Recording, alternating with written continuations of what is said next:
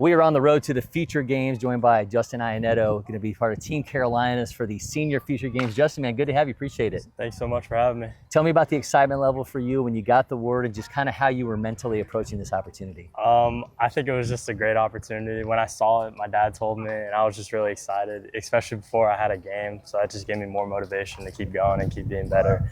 And I'm just looking forward to this week.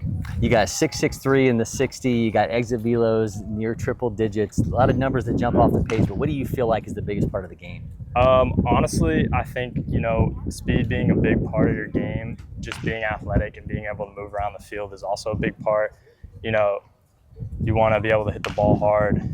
I think you just got to keep working and get your numbers better.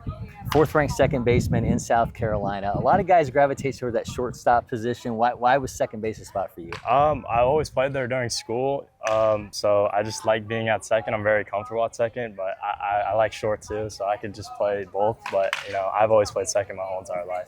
So the Future Games, Junior Future Games, Senior Future Games, all about being seen by the coaches. I mean, last year we had north of 400 college coaches were here for that event. Tell me about how do you approach that side of it, knowing that the real opportunity here is to show out for these coaches in attendance? I think the biggest thing is you just got to stay calm and focus on your game.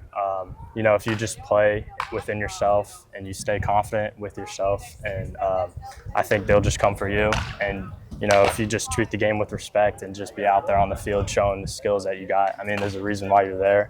You're one of the best players, so I think you just got to keep going at it and just hopefully it'll come to you.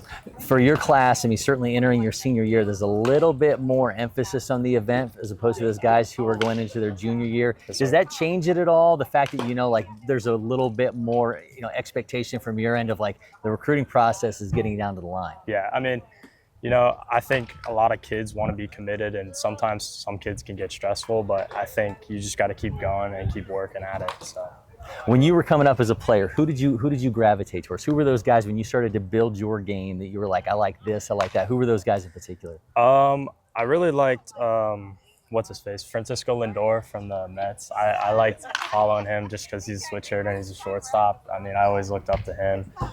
Another guy could be DJ LeMahieu when he was with the Rockies. I liked him because he would just hit, and he was a contact hitter, and I loved him. So when we get done with Senior Future Games, and coaches are talking about you, what are they going to say about the player?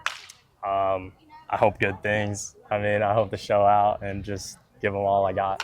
All right, Justin, listen, man. Appreciate it. Thank you so much Best of for luck. having me. Yes, sir. He'll be in action July 24th through 28th, all the Future Games festivities here on campus. Make sure you join us and check out all of our content across all the LakePoint sports platforms.